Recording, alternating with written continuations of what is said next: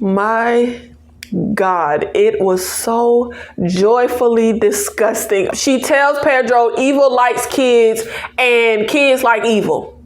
Sounds about right. The entire movie was just a series of this is what the character shouldn't do. The character does what the character shouldn't do. Mayhem ensues. The smartest person in the movie was the goat.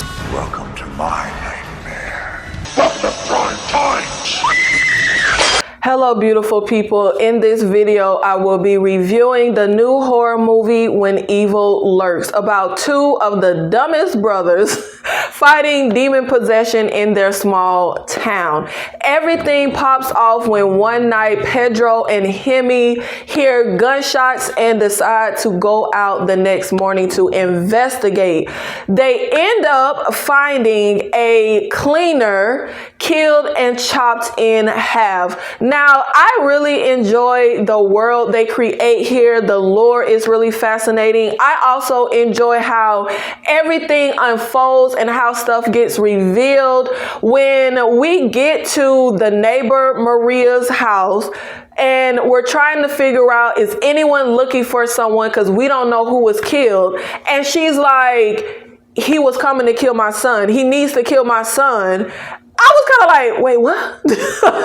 So the situation here is that demon possession is a known thing, to the point that authorities have an actual protocol for it. These people called cleaners get sent out because there's all kinds of rules and a set way of handling demon possession. Now, I will say that one thing I didn't really like. Okay, first of all, we don't get told the rules straight away. We don't get told the rules until like midway through the movie. Yes, certain things are said, like don't use guns on the rotten, but it's not until midway when Pedro and Hemi's mom is, telling her grandson about the fact that there are 7 rules that the audience isn't privy to, right? We're not privy to these exact rules here. And not only did it not make sense for the story to wait this long to expose these 7 rules, it seemed very cavalier, almost like an afterthought.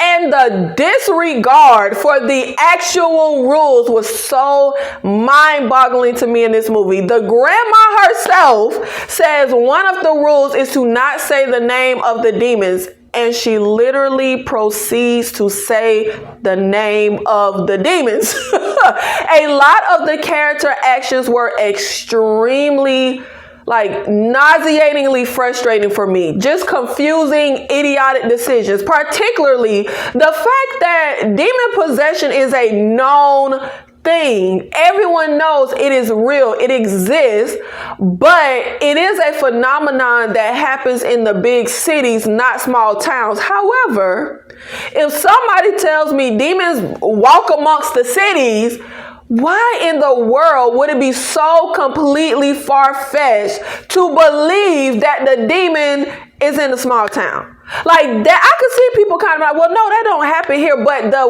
way nobody just y'all, it was so annoying. Even if something isn't the norm, the way folks were reacting as if it is just completely, utterly implausible for any of the rotten to be in their town was so asinine to me, and it was so confusing. I was like, are y'all kidding me?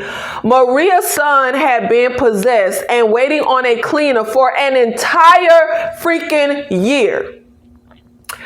And when Pedro and his brother go to the police station about it, their attitudes were so outlandish. Y'all, I wanted to slap fire at these cops. Do you hear me? And yeah, the cop tries to say, oh, most reported demon possession isn't real. But I would think you need to investigate every alleged case. And if the damn cleaner is murdered when they finally go out to handle this presumed alleged rotten, that should raise some eyebrows. That should raise some red flags. Like, what if was the nigga killed if the itch ain't real? And that irked my nerves as well. Nobody seemed very concerned with who the hell killed the damn cleaner. That, y'all, I wanted to throw these folks through a pane glass window. Who killed the cleaner was in the forefront of my mind. Now, something this movie has going for it, along with the lore, are the effects, the gore, the actual horror elements, the chopped up cleaner body they find, the first rotten we run into, the entire scene and sequence of Pedro, Hemi, and Ruiz tried to move the rotten. My God, it was so joyfully disgusting. I mean, I won't even get into detail, but the horror fan in me was definitely on cloud 9 when it came to all of the gore and effects. Well, really, not the horror, just the gore fiend in me. A lot of elements were extremely predictable. When we are all riding in the car and dumbass Ruiz decides to turn his entire head as he's driving to face Pedro and say, "You did good. You did good."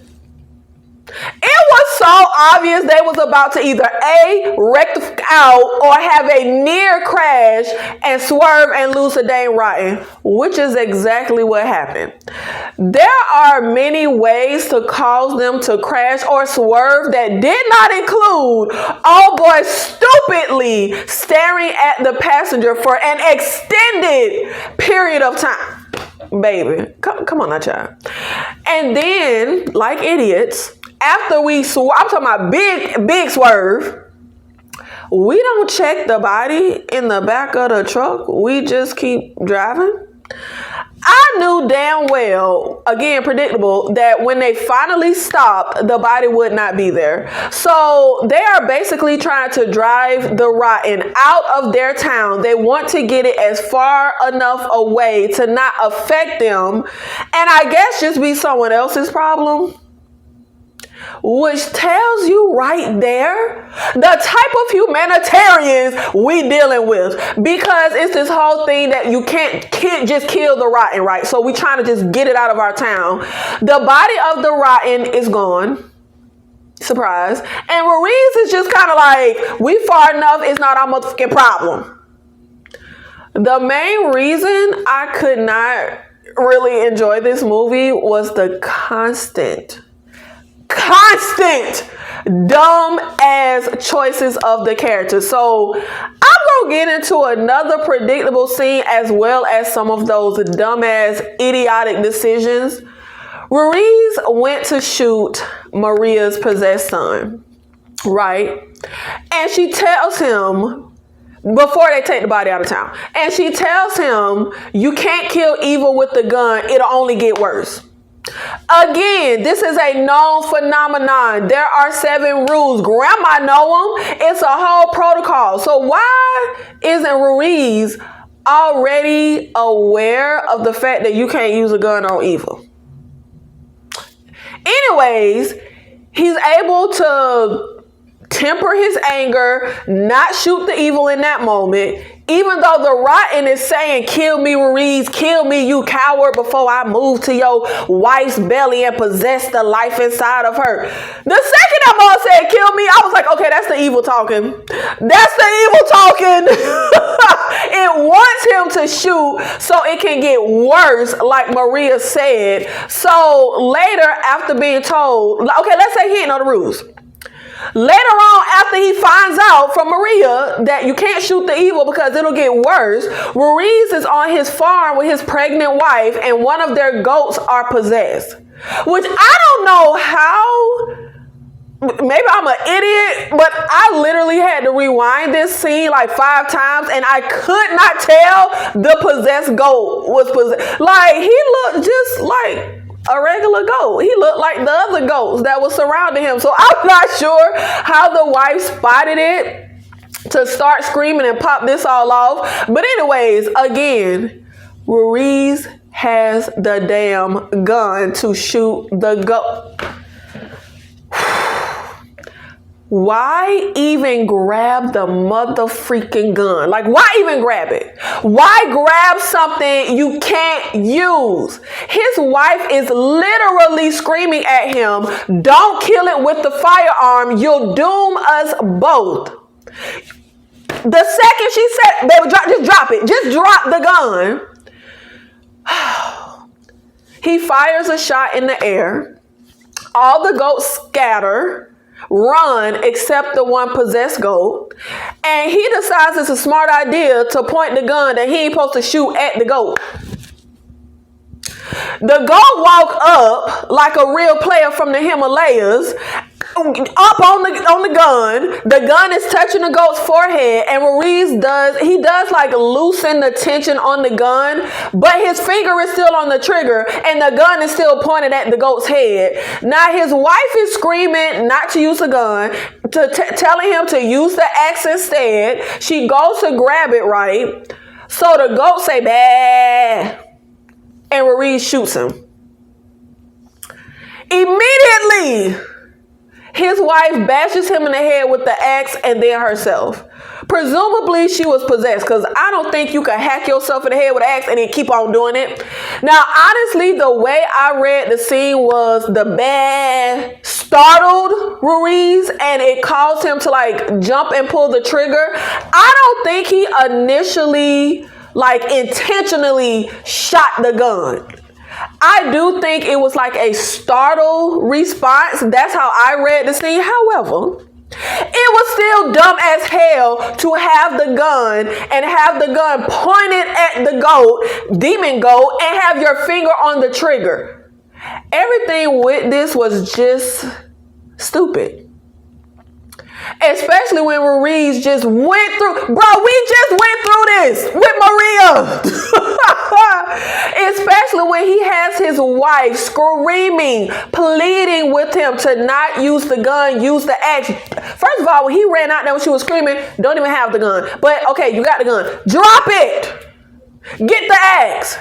Now, Maria's oldest son is the one who was the rotten, but she also had a younger son who looked like a young, like preteen. He shows up at Pedro and Hemi's house at night to say that Ruiz and his wife are dead and his mom is missing, that they must have done something wrong, something has gone awry by taking the possessed out of town, by taking the possessed away, right? So the kid asks if he can stay with them. My G. Hell no. He's talking about he don't want to be alone. He's freezing cold out there, etc., etc. Baby, I don't trust this damn kid. First of all, you and your mama been living with evil for a year.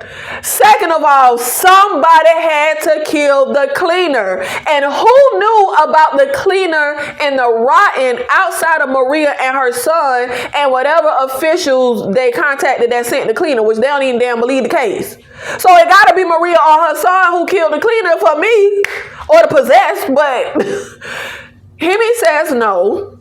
But Pedro, the dumbest of all the dummies, Pedro tells the kid he could stay in the barn or something like that, and that's important because it will come into play at the very end. Now, more stupidity from our characters. Hemi and Pedro decide to leave town, right? That's the plan. And they specifically say, we won't take anything from the house, no valuables, no clothes, nothing that was here in this place. Now, when they were all taking the rotten out of town, there were comments made about their clothes, right? And did you touch the rotten? Did it touch you? So presumably, this thing can spread from some kind of contact contamination type of thing, right? After that's been established, after we say we ain't bringing their clothes or nothing, y'all, why the hell Pedro pop up at his ex-wife's house to get her and the kids out of town in the same damn clothes we just established is contaminated, and then he strips those contaminated clothes off inside her house and proceeds, as if all that ain't dumb enough, proceeds to let the dog sniff the contaminated clothes. Yup! My nigga, though, I never felt such violent rage before. I wanted to punch this nigga in his face. Common sense would tell me to strip before I walk into the lady damn house. Strip naked, at least strip on like the sidewalk or the front yard or something like that, and walk up in that bitch naked. Like, baby. There were also comments made about the goddamn animals. Specifically, there were comments made about dogs as well. Why the hell would you let the damn dog sniff the contaminated clothes? It really don't get no dumber. Now, this leads us to another predictable moment. There's Pedro's son and his ex's daughter with her current husband. They foreshadow, like, hard that the dog is going to attack one of the kids. I honestly didn't know which kid it was going to attack, the daughter or the son, but I knew good and damn well it was finna attack one of the kids. But it was extremely obvious the dog was about to attack one of them child. First of all, we watched the damn dog sniff the contaminated clothes for an extended amount of time. We got the same info Pedro got, so we know shit about to pop off with them contaminated ass clothes. And then the way the camera, like how we was showing the kid, them standing next to the dog, etc., etc. So the kid asked Pedro if the dog can come with them when they leave. Again, why did you let the dog sniff the motherfucking clothes, especially if he coming with y'all? You gotta be real careful who you end up having kids with, because they can lead a demon to your house and get you and just about everybody up in your house motherfucking killed, because that is exactly what happens. Now, the ex-wife was irking my nerves. She's screaming and yelling at Pedro. He's not allowed to be there. You know, she tell her new husband to call the cops because apparently there's this restraining order, which gives us a little context to the attitude the cop had with him about nobody tells him what to do, especially not him. So they're not listening. They don't believe Pedro about there being a rotten in town. Again, I have no clue why everybody acting like he trying to explain that he just saw a damn kangaroo walk on water. Like, I don't know why everybody acting like it is just so far-fetched that a rotten is here. And I forgot to mention the idiot ass Pedro. He does burn his clothes after stripping them down in her house and letting the dog sniff them. You have the wherewithal to burn the clothes, to strip, to put on new clothes. You know they motherfucking contaminated. But despite the danger, you know regarding the contaminated clothes, you have them in her house, on her floor, and actively watch her dog sniff the contaminated clothes. You got the wherewithal to strip off and burn. Okay, let me calm down. Anyway, the dog attacks the little girl, drags her under the table, shaking her around like a rag doll. I don't like seeing anything happen to kids. I am that viewer. Sorry. This was pretty disturbing. I halfway don't even like for movies to insinuate something bad happening to a kid. I don't like to see kids get terrorized. I definitely don't want them to get killed. But obviously, I'd rather it be insinuated and like happen off camera than actually see harm done. Now, this frustrated me as well. I just stayed in a continual state of frustration watching this movie. I'm sorry. And that's why I really couldn't enjoy. I cannot enjoy a movie that just has me in a constant state of frustration. Violent frustration. Now the son is screaming, calling for his parents, and literally nobody paying any attention. The mama so motherfucking hysterical and screaming at the motherfucking ex-husband, she didn't pay no motherfucking attention. The kids screaming, nobody paying attention, including the man who came here to get us out of town and away from the motherfucking evil. He ain't paying attention either. So the new husband is on the phone. He moves closer to the kid, but child, I swear, his reaction to the kid screaming was so infuriating for me. I don't know any parent who don't move with haste when a kid is screaming, when you can visibly see and hear something is wrong. But the husband, I think his name was Leo, he moves super slow, bending down to look under the table, fa la la la la. And the dog runs out of the house with the little girl in his mouth.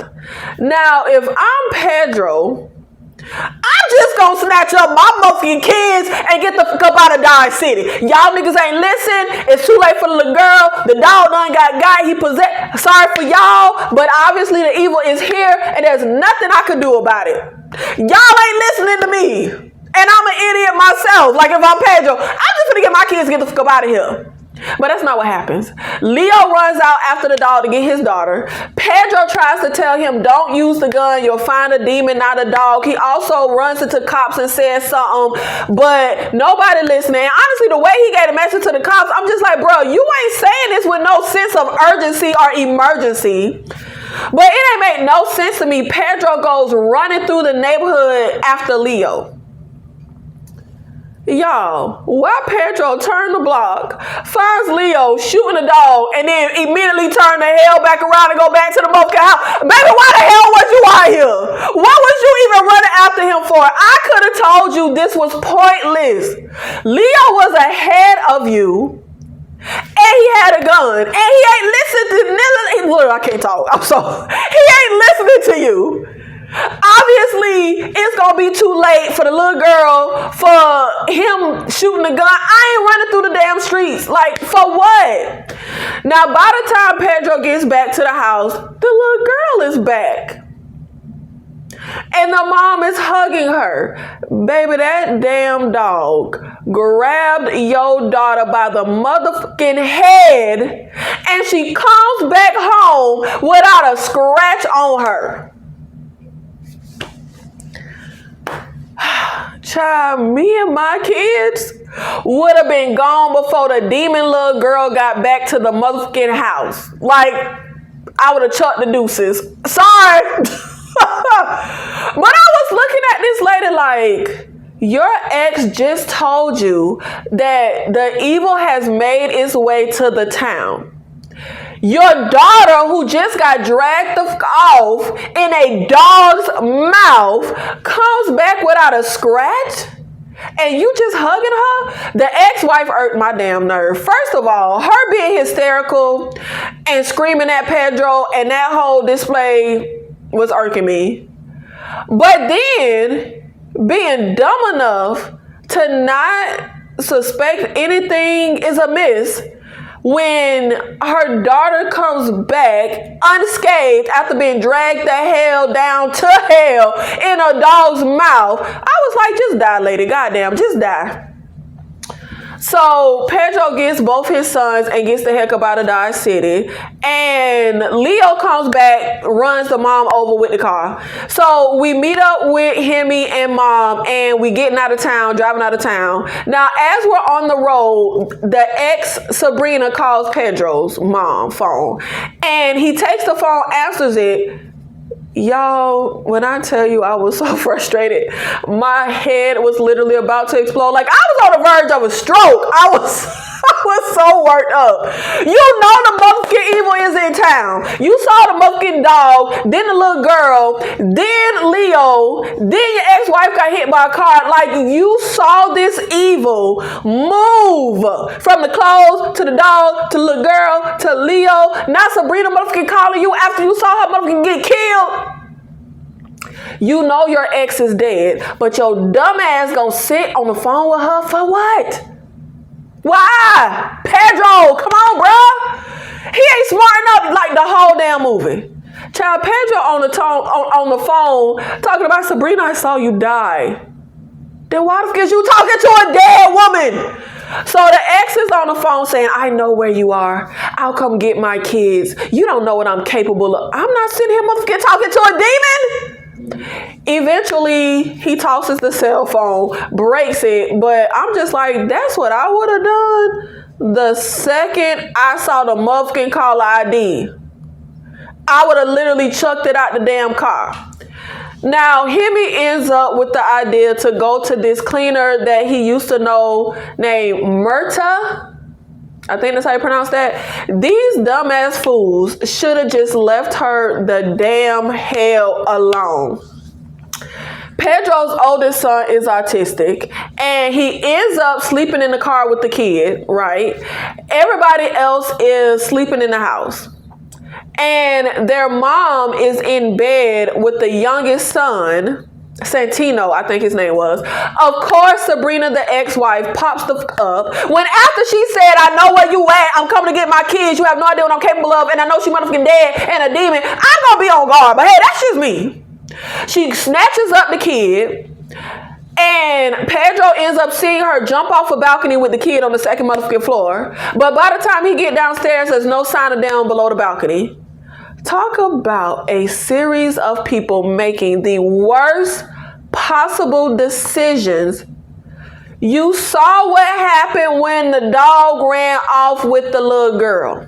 Now another possessed and ran off with your son. The second Sabrina, now possessed, ran off with the kid. It's over for him, bro. Like, now, also in the midst of this stuff going on, Murta, I really feel like I'm saying that wrong, tries to tell Hemi the oldest son is possessed. She could tell by the way his hands are like clamped up, and she explains that the evil has a hard time figuring out the mind of an autistic person, so they end up, the evil ends up getting trapped in their mind, right? But this scene was frustrating because the professional, the cleaner, is trying to tell him the kid is possessed, but he just wouldn't listen to her. Just disregarded what she was saying. Pedro wants to go after his son, but Murta is trying to tell him the evil uses your fears. That is only here because Pedro is scared of Sabrina taking the kids. Your fear is what has led it here. It's playing on that. She tells him that evil knows more about your fears than you do. Do you think he heeds any of this for the rest of the movie? Of course not. They end up telling Murta about the rotten, about Maria's son, and the way I cheered when she was like, you moved a rotten knowing he was possessed, you idiots. I was just like, finally somebody tell these motherfuckers. Finally somebody tell them. Freaking idiots. Every decision they make has been idiotic, and they still continue to make idiotic decisions. Now the plan ends up being that Hemi will go after Pedro's son, and Pedro and Murta will go find the rotten. That the only way to end this apparently is like, we can stop this because evil hasn't been birthed yet, right? But I thought this ain't making any sense as a viable plan. I felt like all three of them should have gone on the mission for the rotten. It's too motherfucking late for the kid. And let's say that Hemi does find Sabrina and the kid. What the fuck he supposed to do? I feel like the cleaner should have known it was too late to go after the kid, but honestly, Pedro wouldn't have listened to nobody. Like, he wouldn't have listened to no plan that did not include going after his dead son. Because we all know he dead, even though it ain't revealed yet. I mean, he dead or possessed. Now, one of the rules is no electric lights, right? No electricity. So, Hemi driving along, looking for Sabrina and the kid, right? And he like, turn on the headlights, turn them off, turn them on, turn them off. Baby, just keep the motherfucking lights off. Like, I wouldn't be playing no games with these rules. I wouldn't be looking for the motherfucking kid, but hey, whatever the hell. So Hemi finds Sabrina, and literally my first thought as I was watching was, okay, so what he supposed to do? Like that's why this ain't make no sense as a plan. Okay, you find her, and what the fuck you supposed to do? Child, Sabrina walking along the road, eating the kid brains or whatever. When I tell y'all I wanted to punch a wall, I knew this was a dumbass plan. I knew it was too late for the kid. He already dead. Like, we already knew. But y'all, why him? This was actually kind of funny. She walking along eating the kid. He be driving and then he just drive past her. And I thought he was gonna just motherfucking keep going. But he decides to stop the car, lets her walk past him. Then he like mows her down with the car and crashes into a tree. My nigga, what the hell are we doing? I feel like we might as well have been following teenage characters. The level to which nobody decisions make a lick of sense. Now you ain't got no car. You hurt from the crash. The possess is through the window, through the windshield, and too close for comfort, in my opinion. I thought that Hemi was going to end up getting possessed. I thought it was going to jump from Sabrina to inside of him. Now, this was a cool scene though. Sabrina through the windshield with a hole in her head and her brain spilling out the said hole.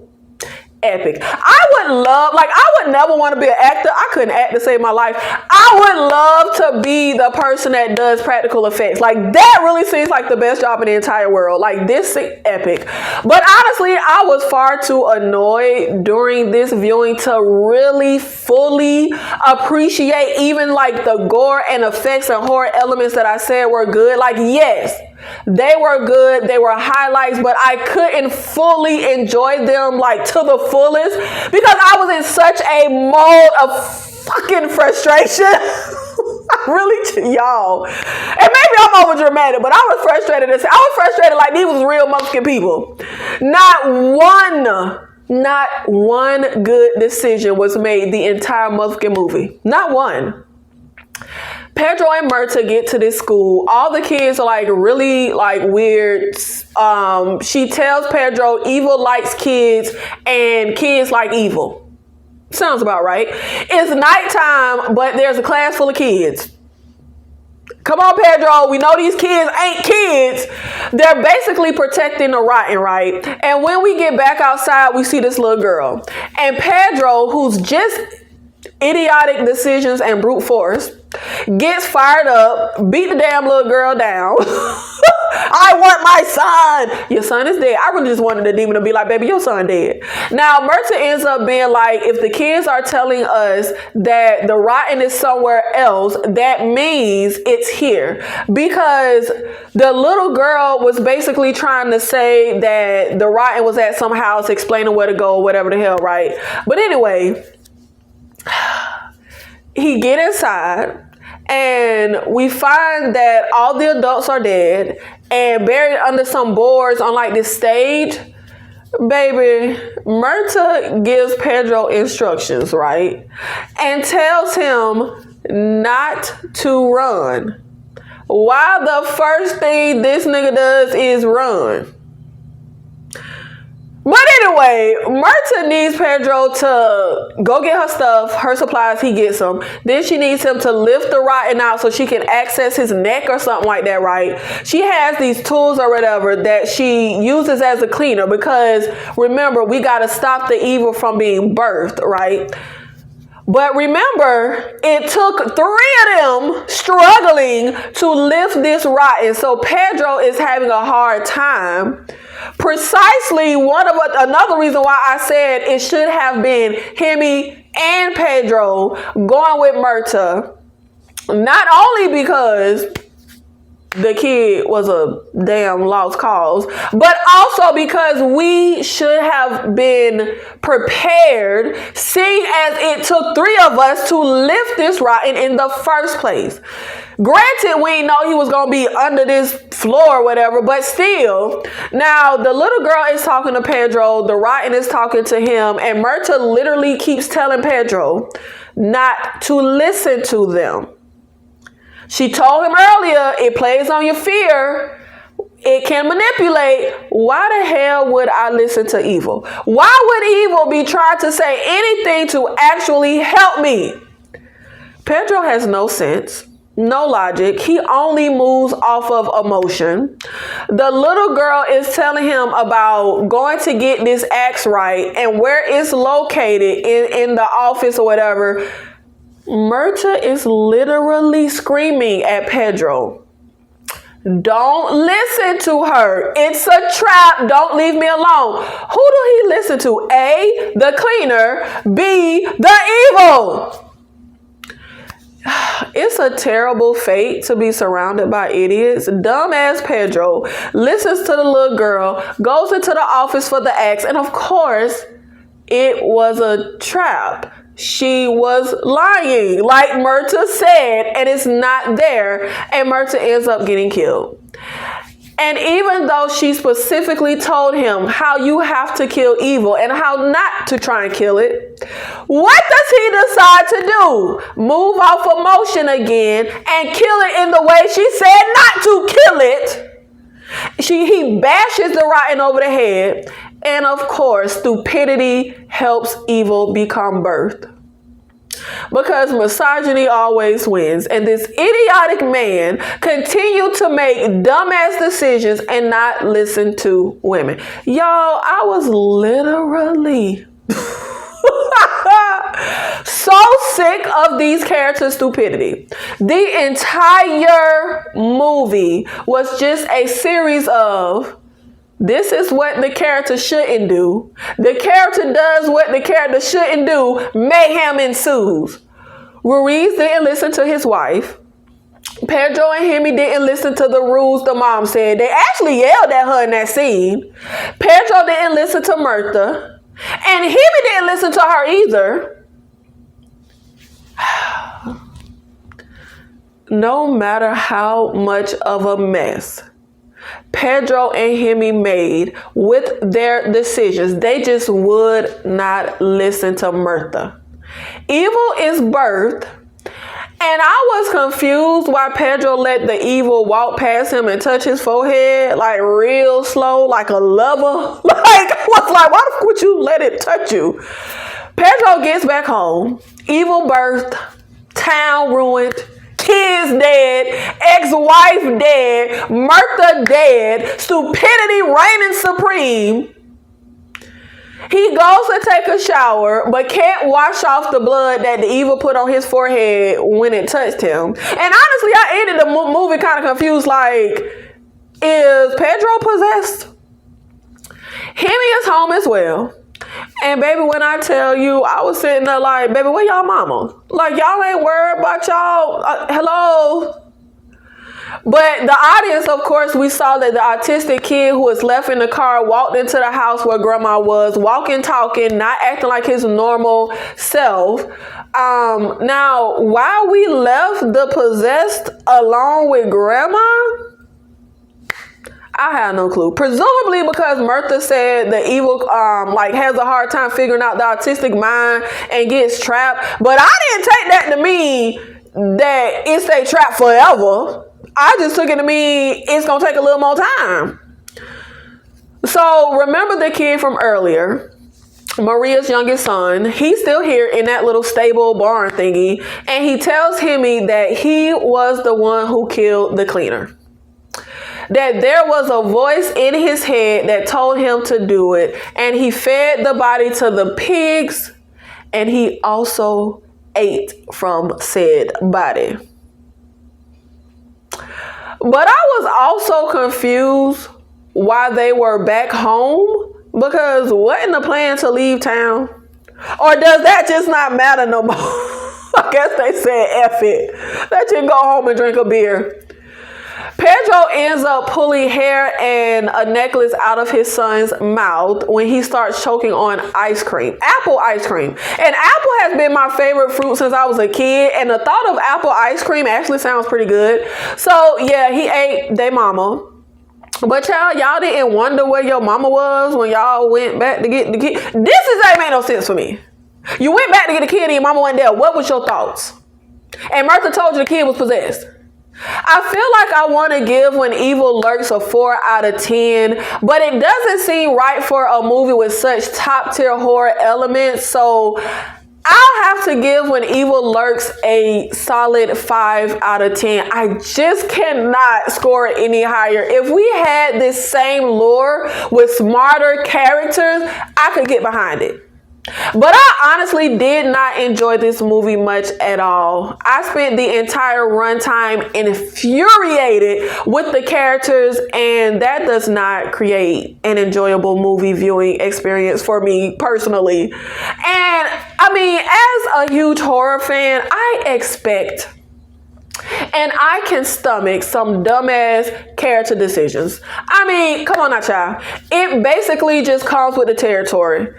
It's how the writers move a horror plot forward. Like, it's just what it is.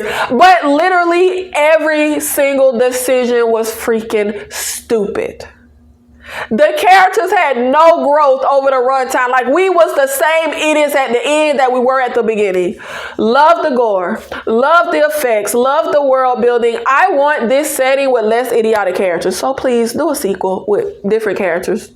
Smarter characters. Better characters. Likable characters. And it will be something I could get behind. Now, we do know Pedro is a weak man. The movie blatantly tells us that, but you would think his character would evolve somehow throughout this whole ordeal. No, that doesn't happen. Y'all remember that episode of Seinfeld when George is like, every instinct he's ever had is wrong, so he gonna do the opposite and his life got better? Child, by the third act, that should have been Pedro. Like, every instinct you have towards common sense and decency and decision making, your natural instinct is dumb as a box of rocks. And you especially would think that Pedro would start making better decisions when Martha tells him the evil will try to manipulate you, will play on your feet. Like, I'm giving you the heads up to be aware. The moral of the story in When Evil Lurks is that fear is stronger than reason, I suppose. Who was on the effects team? Give them all the awards. Top tier. Like, this, mind-blowing.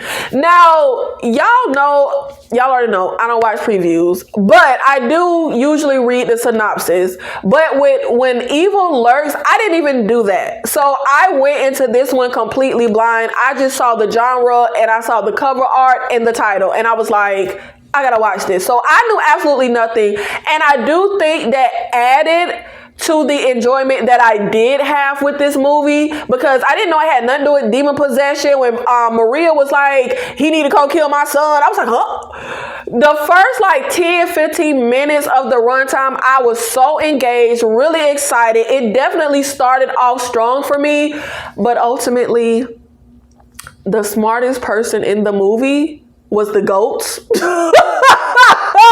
Well, the smartest person in the movie was Martha, and she wasn't taken seriously or listened to. The main characters we followed, Pedro and Hemi, were not characters I liked or rooted for. They could have motherfucking died.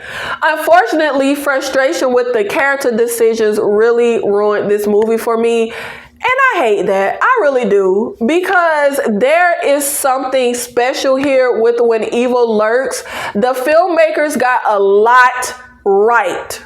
Visually, the idea, the lore, all of it. But ultimately, watching When Evil Lurks was like trying to eat a meal that is just way too salty. Like, you know, underneath the salt, the food is good, but it, like, you can't even stomach it. Let me know in the comments, how do you feel, or how did you feel about When Evil Lurks? Did you love it? Did you hate it? I would love to hear your experience with this movie. I'll see you in the next one. Thank you.